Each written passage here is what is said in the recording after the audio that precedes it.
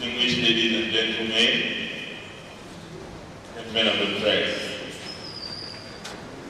let me start with a caveat. This, to my understanding, is an academic concept. It is not a political rally. And to that extent, I'm actually surprised we're meeting in this place. The university ought to have provided us with a much more appropriate accommodation for robust engagement.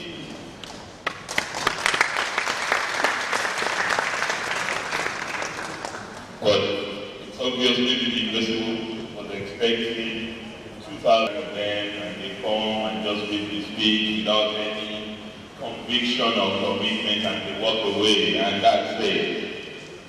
I'm not going to do that. Partly because I'm a student of security and peace. I would like to think I know one or two things about peace, both as a scholar and as a practitioner. And I'm particularly pleased that the theme of the conference, defining and protecting peace and security in the system, transitional democracy, also applies to us in Ekiti. We are in transition of sorts. As a matter of fact, we all believe that democracy is a journey and not a destination. Every democratic state is in transition, in a state of flux. And we cannot be any different from that. And I actually believe that democracy isn't a destination. There is no perfect democracy anywhere in the world. There is no democracy that has reached the end of the journey, end of history, the Fukuyama sense of end of history. Every democracy is in a state of struggle for the betterment of its society. And it is my hope that the 3 days that we're going to spend at this conference would help us with a much more important debate on the quality, on the texture, on the character of democracy, rather than on democracy itself, because it's beginning to lose its meaning. Everybody says democracy, and you ask yourself, what does it really mean in concrete terms? And I look at transitional democracy in Africa in the last 2 decades, Mr. Chairman. And one could clearly come up with a typology of the state of our democracy, or the state of our democratic transition. I want to limit it to the last 2 decades because that's the post-Cold War upsurge of democratization that we are all very familiar with. And if you put that benchmark as 1990, with the Noah transition, and move towards Ghana, Mali, and so on and so forth. Of course, Nigeria's failed transition in 93 would fit in somewhere there, and successive changes. We can come up with a near typology that will still have its imperfections. And I see countries in Africa that are democratizing, that are consolidating their democracy. That's the word that Professor Albert used. And it's a word that is common in democracy study. But what does it mean to be consolidating democracy? This is pre-election. Yes, there are scholars who define it in that sense.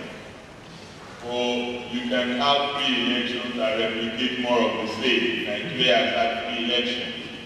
So if we have pre-election without alternation of power, at least once, then it is not a consolidating democracy by definition. So Nigeria can cannot in all honesty be described as a consolidated democracy, because we had the same regime time since democracy started in 1999. Or maybe we move away from the macro level analysis, which is also one of the dangers in our typology and analysis, that we concentrate on the nation state.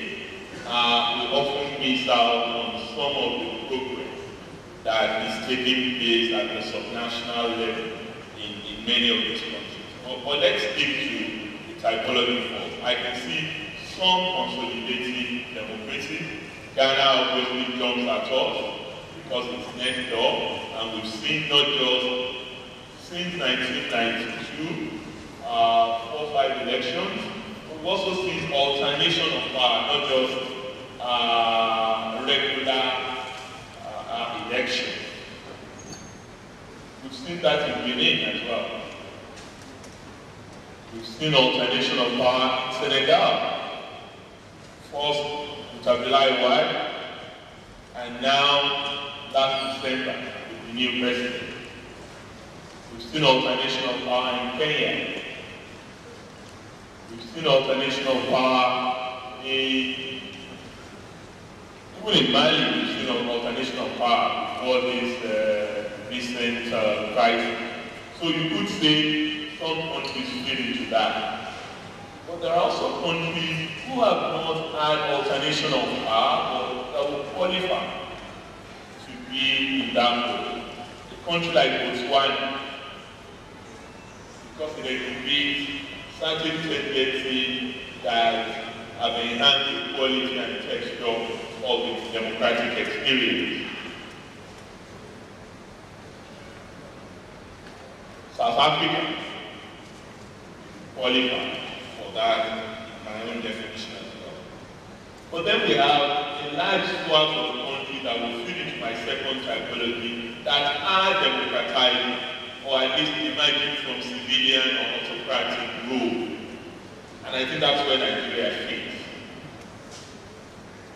Because at least on paper and in a routinized fashion, there are certain things that we have started doing that are no longer authoritarian, that are not the product of our military past. And several of our countries in Africa fit into that. I will put in that typology a third category of countries that are emerging from conflict and are in between. The old, of course, is dying, but the new is not yet born. In the typical Gramscian fashion, we're stuck in the middle. Cote d'Ivoire fall in that category of countries. Then we have, in my view, countries that are still caught in authoritarian rule, even when they were democratic guys. Zimbabwe, Gambia,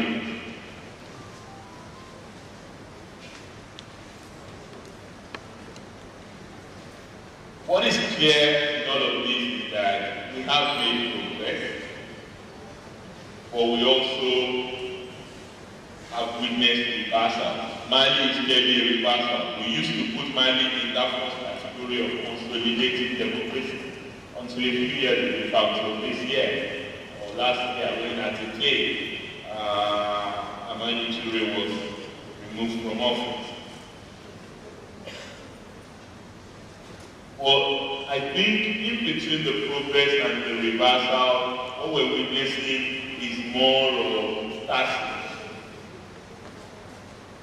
I think Madam Yusuf Ali pointed to the reason why we're witnessing that. We have democracy in form, but likely we do not have democracy in content or substance. And how do we have democracy in content and substance without human security,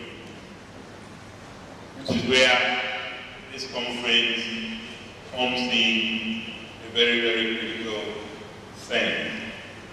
And of course, democracy has had an impact on Africa. If you look at all the analysis, whether it's the Ibrahim Governance Index, or the Freedom House Index, or you look at the CIPRI report, clearly, as we witness more democratic experiments, there's almost a correlational asymmetry between more democratic states and fewer conflict-ridden states. While democracy or democratization, the process, can lead to conflict in some situations where there were bottled up emotions under authoritarian rule, I think the evidence suggests clearly that Africa has witnessed a significant reduction in conflict in the process of also experiencing more democratic governance.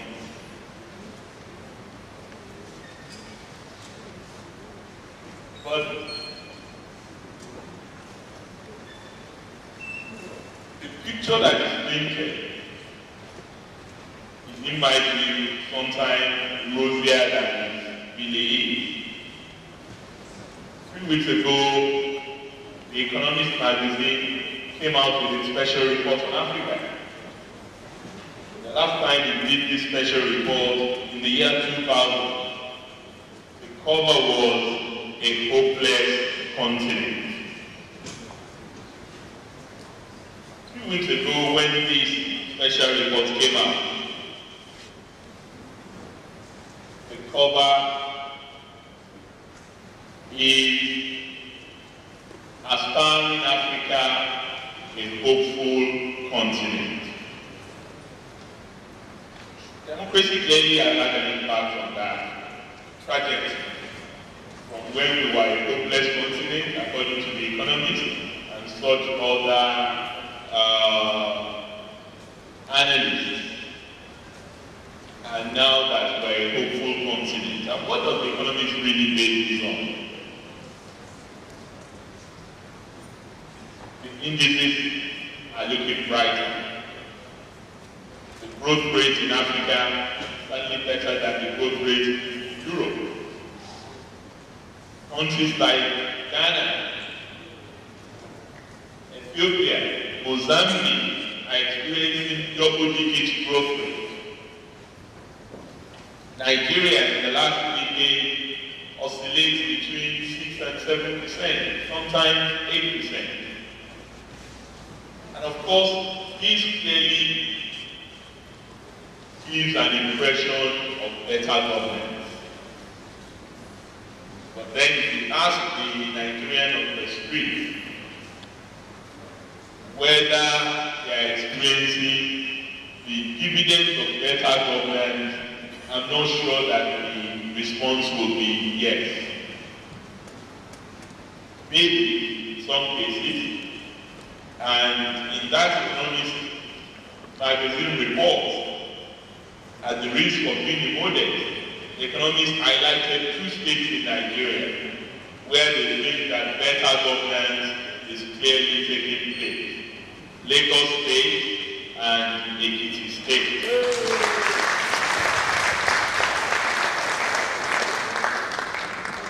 And that's a matter of pride, but in an academic conference, what does that really mean? I hope that is something that we will pay a lot of attention to in this meeting. In order for us to move away from the common epithets that we read in the academic literature when African states are being described, fragile states, collapsed states, failed states, eroding states, weak states. we also have to subject ourselves to a level of introspection. Where are we? Where do we want to be? What do we need to do to get to where we want to be? I think that is what this conference is about, in my opinion. And that's what informed my own decision to set up an Institute of Peace, Governance and Security here at this university.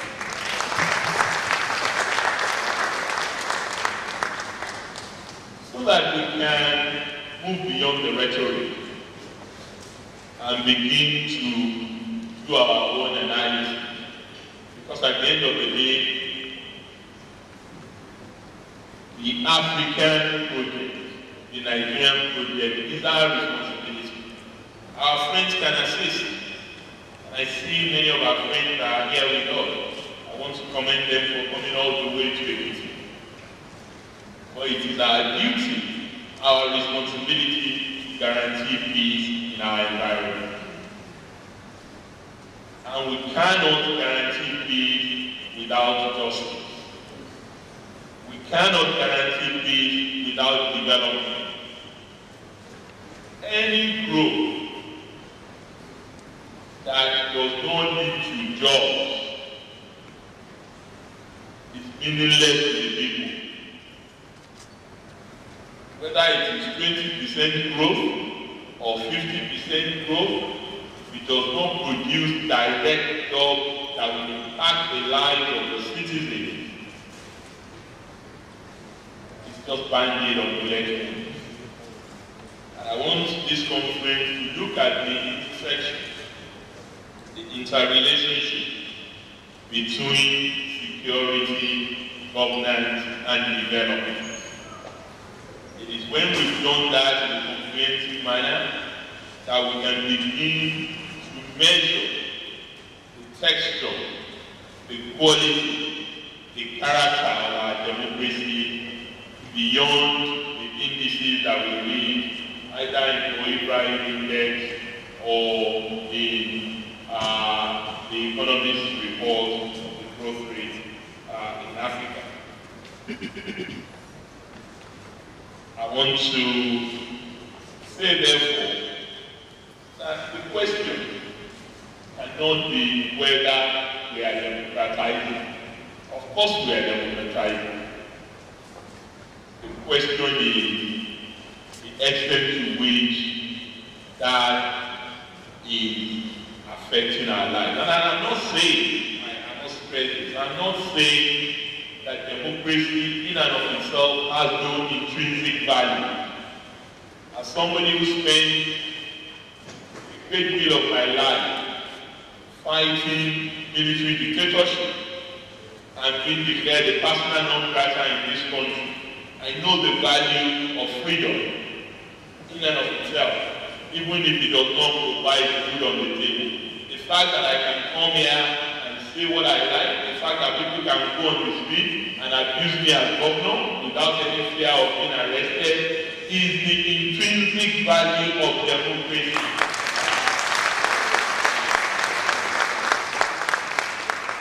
And we must not dismiss it with a lifetime. No. But I am also saying we cannot ignore the instrumentalist value of democracy too.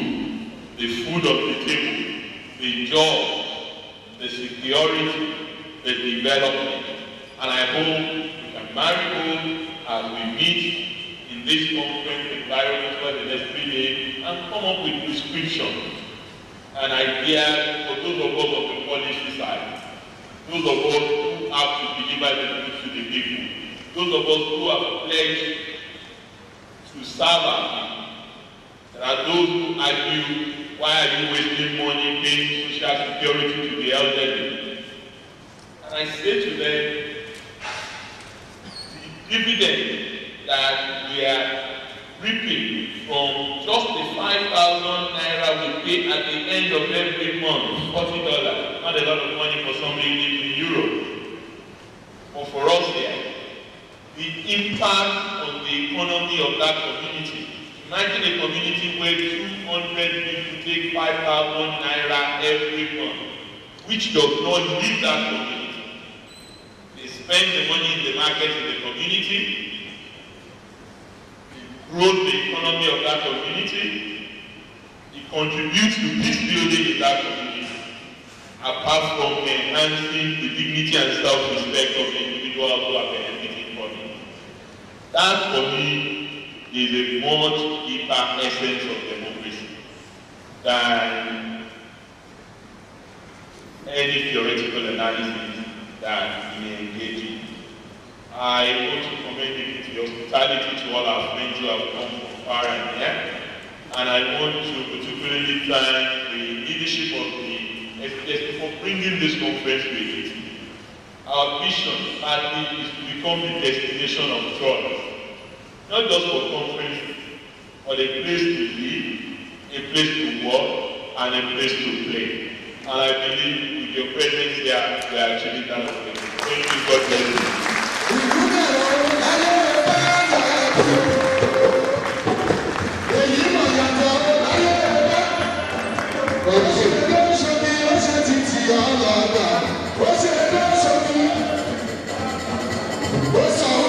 Chalk and address a classroom of students of peace studies. Mr. Governor informed us that this was... Yes, I have his note. Please can we have a round of applause to Mr. President and Mr. Governor. And I wonder how we must move ahead in this program. And to do that, I bring to you fraternal greetings from the Right Honorable Speaker, Right Honorable Aminu Wasiri Chamba CFR, who ordinarily would have got to be here today, but for exigencies of his duties, he is outside Nigeria right now. I will read his keynote address. I feel highly honored to be called upon to deliver the keynote address for the 7th Annual Conference and General Assembly of the Society for Peace Studies and Practice.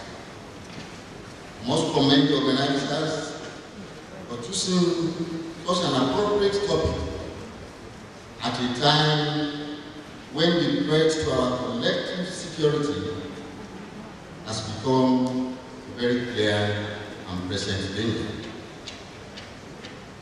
The society has built a reputation for helping scholars and leaders to strengthen their capacity for resolving conflicts through dialogue rather than violence. I have no doubt that this conference will further consolidate your efforts in this regard. The very fact that we are talking about defining and rethinking our peace and security system at this point is a proof that the system we have in place can no longer serve us. Indeed, we might even say that it has failed us. It is obvious that if this nation is to develop at a rate that we all desire, then we must rethink our strategy and put in place a more dynamic and robust system, able to deal with the volatile situations that are confronting us nowadays. Perhaps we should have begun this discourse by defining peace. For a layman, peace is simply the absence of war. It has also been defined as a state of security or order within a community provided for by the law or the custom of that community. In other words, there is a legal system that every society depends upon to maintain peace. It is the failure of the prevailing system of maintaining order in our country that we are here to examine. Peace. It is the major recipe for progress. People must feel secure in their homes and in their places of work before they can think of making any plans or contributing to the development of the economy. For a multicultural and multilingual society like Nigeria, the place of peace in the country's development is even more critical. Once there is any small conflict, people exploit the existing cleavages to further drive a wedge between our people. And they begin to emphasize the things that divide us rather than those things that unite us. Over the years, there have been many crises that have tested the unity of this country.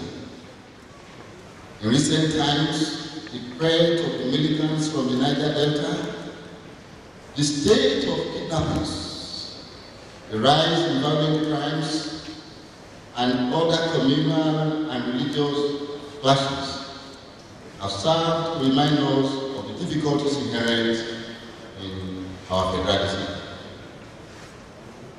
Yet, none of them are so devastated our side, like the activities of Boko Haram in the northeast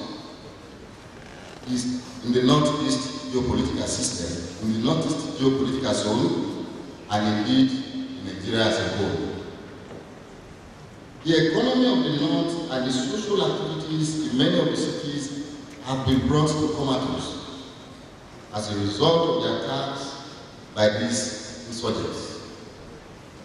The failure of our current security system to cope with the menace of this group and other violent groups in this country is no doubt a major factor in the choice of the team for this conference. Distinguished participants, ladies and gentlemen, I have no intention of going into any specifics here, since we have a very capable team of experts and scholars to do justice to the theme of this conference. I would like to be honest and sincere and examine the issues critically without allowing emotions to becloud their judgment. I wish at this juncture to express appreciation on behalf of the House of Representatives for the confidence shown and the honor done to us through the recognition of the little efforts we have put in as an institution in the promotion of peace in Nigeria. I promise that we shall continue to adopt peaceful approaches towards resolving present and future conflicts in our nation. I had earlier accepted the nomination as fellow of this noble society, and I shall fulfill all righteousness by appending my signature to relevant documents as soon as possible. It is my fervent hope that at the end of the day, the conclusions reached at this forum will generate ideas that can help our security agencies in their operations and engender the reforms of the legislature. Once again, I must commend the society for its efforts in promoting peace and development in Nigeria. I wish the participants fruitful deliberations. Thank you all, and God bless you.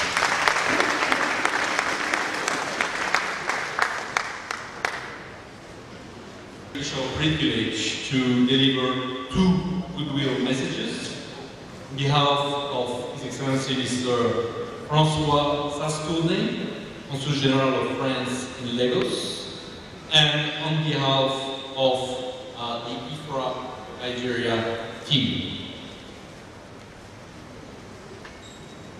The Consul General of France could not be here today. He had to cancel his trip at the last minute for reasons pertaining to his office, but we have been talking for a while of his coming to Edo Ekiti and how delighted he was to be given the opportunity to represent France at the 7th SPSP Annual Conference, General Assembly, and also to have this opportunity to meet with His Excellency the Governor of the state. Actually, he just sent me a letter he would like me to read to you. He also sent me a letter for His Excellency, which I will send you the letter. Here is the letter. I have received your invitation to attend the 7th Annual Conference and General Assembly of the Society for Peace Studies and Practice to be held at Edo Ekiti, Ekiti State, from 25th to 27th March 2013. I was planning to attend, but professional constraints have retained me in Lagos.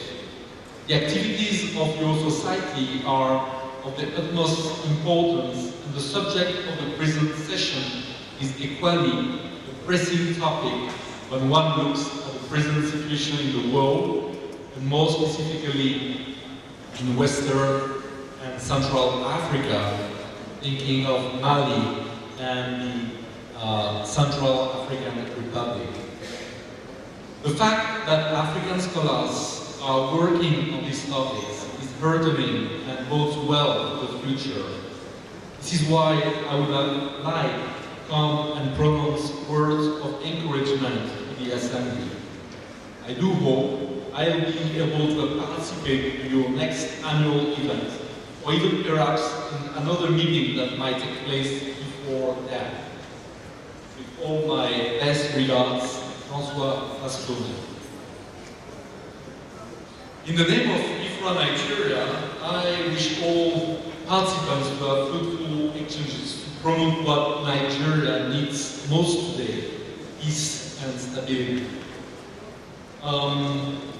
The international community, and France in particular, is eager to work and collaborate with a stronger, more peaceful, and more instrumentally democratic Nigeria.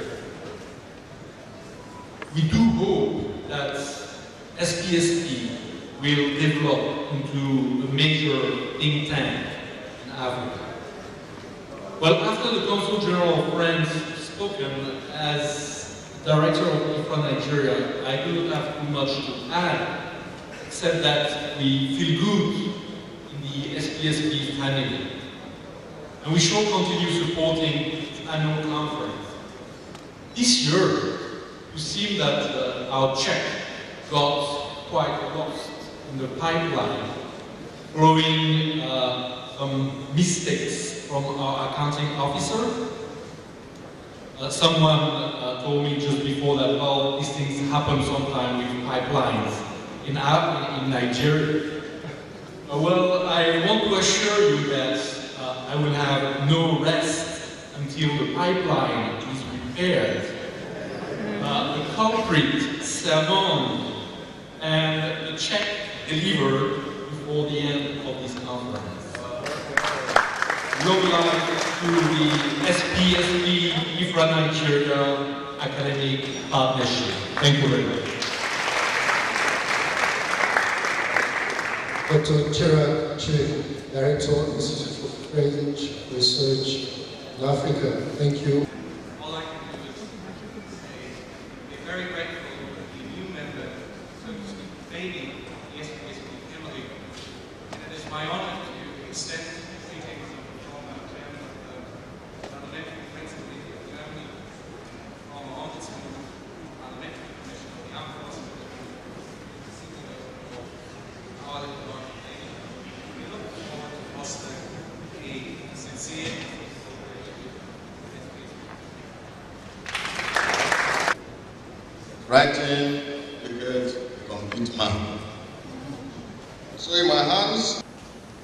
The first is an edited work, an authored work written by Professor Isaac Lawale Labat and Dr. Willie Azegbe Iselebo. The title is Managing Security in a Globalized World. We all know that we're in a globalized world. We are a victim of globalization. We are not globalizing anybody. We are being globalized. And it is our duty to fashion out strategies to make the best use of the elements of globalization and reject the bad elements. That is what this book has addressed. In the academic world, we value journals very dearly. And here I have a journal titled Peace Studies and Practice. Journal of the Society for Peace Studies and Practice. This is volume 1, number 2, March 2013. Very correct. Can we give them a loud applause?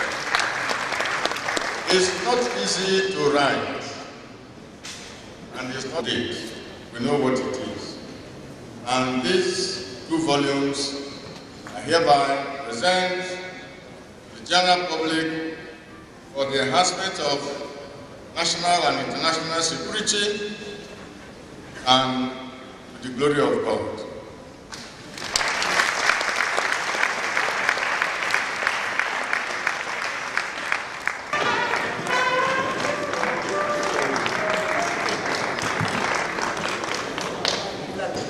Well, academics don't launch, to the best of my knowledge. It's a culture that I don't believe academics should encourage either. But I would formally present this for the edification and promotion of research and knowledge in peace studies and security. I'll communicate my support to the leadership of SPSS privately. Thank you, Professor. I am the professor of the University Institute of Governance. Mr. Vice Chancellor, sir. Personally, I not but express my profound joy to have in our midst in the university today this August Assembly of the Society for Peace, Studies and Practice. I need to express this joy because this is the first time in my a little over 1 year as Vice Chancellor of this great university that a global conference of this caliber will be held in this university. And as host, because you are on the grounds of this university, I heartily welcome everybody. And I want to also plead with you to have some little time to seize this opportunity to go around this campus and see the beautiful and the serenity, beautiful campus. Let's go around. As we mentioned by several speakers, it is true that an institute of governance will be established in the university, courtesy of our governor, Dr. John Bayemi. I don't know how to describe him. I've always described him as an intellectual in politics.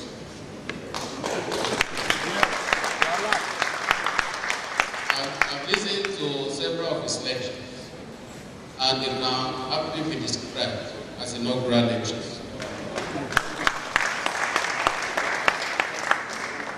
Actually, he's a self-effacing driver of what we term Ekiti State University project is the main driver, because we have been trying to transform this university to a first-class university status, and we are achieving a lot towards this. We believe that on our own little way in the university, we are contributing to the efforts of conflict management and transformation to peace by the establishment of this Institute of Governance. The component, there will be three parts. There will be three components to that institute, and one of the components will be peace and security studies. The institute will award both master's and PhD degrees in peace and security studies. In addition, the coursework, a whole semester will be devoted to practical training for students at the Society for Peace Studies and Practice or any other designated institution. This will enable students to know the nitty-gritty, conflict and peace management beyond theories taught in the classrooms. In essence, the institute will be responsible for imparting peace education and practical skills in managing peace and conflict in our varied societies and in Nigeria at large. In terms of human capital resource required for teaching and research, we can boast the fact that we have adequate resources of ground already. We have the land for the building of the institute, so we are very ready to start. Especially, we have a very big fish, a goldfish for that matter, an expert in war studies and conflict management that will be one of my staff. And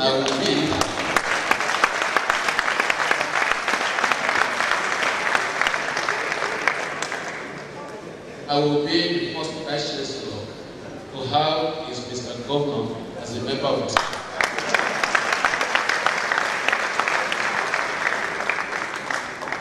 And I'm very eagerly looking forward to this.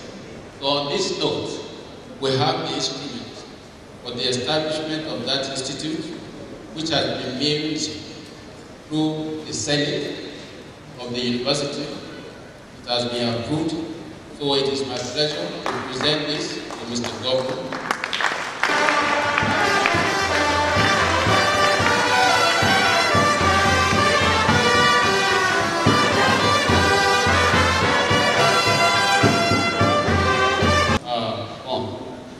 What the university will have to donate to this effect. And I'm happy this will actually form the first volume of books that will go into the institute. Put aside is expected of it and deliver first feedback at this conference. I would just like to say that, Mr. Governor, sir, we are very proud of you as one of our own. And the difference is very clear. I was sharing my thoughts with the chairman of youth by said that what Mr. Governor did this afternoon reminded me of the presentation of Madam Ibrahim Shekarau, former governor of Kano State, another fellow of SPSP, and a member of the Board of Trustees. And I look back at the pioneering days of SPSP, I congratulated Professor Albert that we did say fellowship of SPSP is not just for anybody. Once again, Mr. Governor, we are very proud of you. You've done us proud today. One thing most of us in this hall will not know is that His Excellency actually wrote that paper I presented on that seat. We got to that seat with an empty sheet of paper. And while the introduction was going on and all the rest of that, we started and completed what I believe will stand as one of the best papers presented at this conference. We are inspired by that. And I want to assure you that the institute that is being presented today, we want to assure Your Excellency that we will not stand alone. SPSS is solidly behind you. And we have to support, we promise technical support that we can give. And we've done it before. Even at its infancy, the SPSS established the Institute of Peace and Strategic Studies at the University of Ilorin. And today, that institute, that center is doing very well. And with you, as one of the lecturers, the Vice Chancellor will not have to worry about equipment. I know His Excellency will do it ex-gratis. And once we leave, some of us will also follow. We'll come from everywhere to contribute to the development of that center. Once again, thank you very much. By the Governor, as well as others who have made presentations here and talks have already made for me, so my job, I say, is done. So I just have to say, Ekabo, Ekusheo, and all that. I think I will be the lead presenter for today's last hours. His Deputy Governor himself. The paper he presented gave me a hope. And I mentioned immediately after his presentation when he sat down to see, I said, sir, there is a hope. I got to EPT, 00400 hours, 4 minutes past 12 midnight, because of my interest for the pursuit of peace and security, not only in Nigeria, but stabilizing countries like Liberia, Sierra Leone, and Bakassi pension as well. I would like to say that the Ekiti State is extremely grateful, happy to have somebody in person of Dr. Kayode Fayemi as the commander of the state. I call him commander because he did war studies. In other words, he's a fellow of the War College. Your Excellency, sir, I'm particularly very, very happy in your midst. Make this short and brief vote of thanks. It's an opportunity for me to express myself as well. I just came back from South Africa, where I went and make a presentation at the University of Western Cape. I talked about the UN peacekeeping mechanism as a strategy for conflict resolution in Africa. And the focus was on Liberia, where I was between 94 and 95. At tactical level, I was back to that country at strategic level as the Chief of Staff of the United Nations Mission in Liberia. And now I'm talking about peace and strategy. In fact, in this gathering, I've learned so much again. The chairman said, for any nation like Nigeria to attain peace and security, certain critical fundamentals must be addressed. One of such fundamentals is justice. In this connection, one will be quick to point out that for Nigeria to attain peace and security, both the government and people of the country must address the following. In our own context, it will be political security, economic security, social security, religious security, fraternal security, educational security, food security, because hunger is a denial of a form of security. So, if all these are put together, we will have captured security and peace in the country, and that is the main reason why we are all here. So on this note, I want to thank particularly His Excellency, Executive Governor of Ekiti State, Dr. Kaede Fayemi, for finding time to be with us and giving us not only a welcome address, but a lecture that has sunk deep in our hearts and mind and has captured all of us. On this note, I want to say thank you very much as you come, and I wish you a very safe journey back to your destination. Thank you.